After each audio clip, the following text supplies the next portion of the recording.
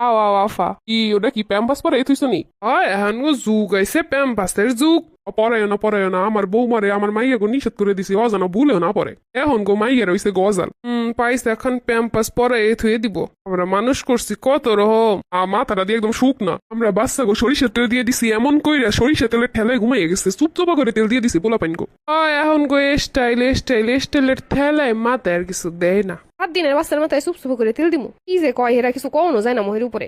যা দিতে আর লইয়ে ভালো করে মাথায় দিয়ে দিই দে আপা ভালো করে দে আর সব এখন এই বাচ্চার মাথায় ডালবো। মাথাটা এবার ঠান্ডা হইব না থানার তেলের পাম্প বানাই দিছে। যে এই তেল দিస్తే বাচ্চাটা ঠান্ডা লাগবে এবার। খালাম মা এত তেল কি বাচ্চার মাথায় দেওয়ান ঠিক? তুমি অত কথা কই না, তোমার খালাম্মাই ভালোই বুঝে। লাপান হ্যাঁ মানুষ করছে কতটি, আমরা মানুষ করি নাই। শুনো তোমরা একালে অত বেশি বুঝছো না, আমরা যুগ পার করে আইছি, এই যে কত ভালো কাজ করে তা বুঝতে পারবা পরে, এখন বুঝবা না তোমরা। আইসি একটু মধু টধু লইয়া দাঁড়া লইয়া আইতেছি, প্রতিদিন 2 চামচ করে মধু খাওয়াই দিবি, ঠান্ডা লাগবো না। ডাক্তার তো কইলো 6 মাসের আগে কিছু মোহে দেওয়া যাইব না। খালাম মা ডাক্তার তো কইছে 6 মাসের আগে কিছু মোহে না দিতে। ডাক্তার বুঝে কসু, প্রত্যেকদিন বাচ্চাকে খাওয়াইতে হয়, ঠান্ডা কাশি লাগে না। কবিরাজি আমরা কম জানি না।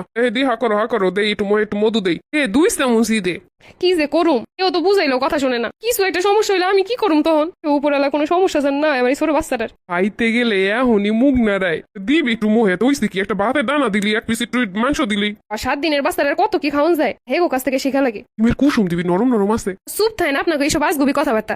ওই দিন শুনছি কেটে যেন হসপিটালে ডিমের কুসুম দিয়ে নিয়েছিল বাচ্চারে, বাচ্চাটা জায়গায় শেষ হয়ে গেছে। আর স্যুপ আমরা জানিও দিতে পারে না, ভালো করে নরম করে একটু পানি হাতে লাগাই দিয়ে দিব, শেষ। ভালো করে দিতে পারে না, দিছে মনে হয় ওই আঠালো লেগে খাইতে পারে না। কি কইরা বুঝামো এই করে? আচ্ছা যা পারে করুক, আমার বাচ্চা নিয়ে কেমন এমন করতেছে, কিছু কইতেও দেয় না, নিজে কিছু কোন যাইবো না, যা পারো করবো। আর শোনো, বাচ্চা থুয়ে সারা দুনিয়ার কাজ করবা, শরীর ভালো থাকবো। বাচ্চা কোলে নিয়ে বইয়ে থাকবা না, ওর সময় তো বাচ্চা করলো হয়। আমরা দি থুয়ে সারা বাড়ির কাম করছি, আজ তোর পর দিন উঠে দৌড় দিছি। এগো পেরে 10টা সেলাই দেওয়া উচিত ছিল। আমাকে সময় বাবা অত সিজার মিজার ছিল না, আমরা নিজেরাই সিজার করে লাইছি। ই সিজারের জুকা আইলো, কিছু কইতেও পারি না, সইতেও পারি না। ইজার অনেকে সাদে করে, অনেকে কষ্টে করে, অনেকে না পাইরে করে। নর্মালি তো চাইছিলাম না, হইলে কি করতাম? এখন গোমাইয়ের একদম তেল না, আমার পোলার বলে করে দেই নাই তো, দাঁড়াই থেকে কইছি হইলে ওইব, নর্মালি নাইলে অন লাগবো না।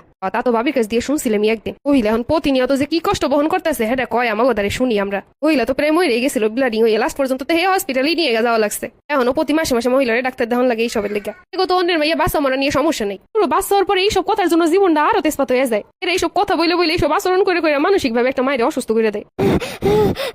কি আমার বাচ্চা এরকম করতেছে, শ্বাস করতে পারতেছে না, বুকে মনে হয় কিছু আটকে গেছে, শ্বাস করতে পারতেছে না। 1 গ্লাস পানি নিয়ে তো 1 গ্লাস পানি খাওয়াই দিলে ঠিক হয়ে যাবো। বন্ধ করেন এইসব। আমার বাচ্চা আমি বুঝবো না কি করণ লাগবে, এত বেশি পন্ডিতি করণ লাগবে না অন্য কারো। বাচ্চা তো এতদিন ভালোই ছিল, এইসব উল্টো বলে খাওয়াই তো বাচ্চাটার অসুস্থ বানাই ফেলছেন। যা পারো করো দি। যে এইসব আচরণের জন্য বেশিরভাগ মাই অসুস্থ হয়ে যায় মানসিক ভাবে।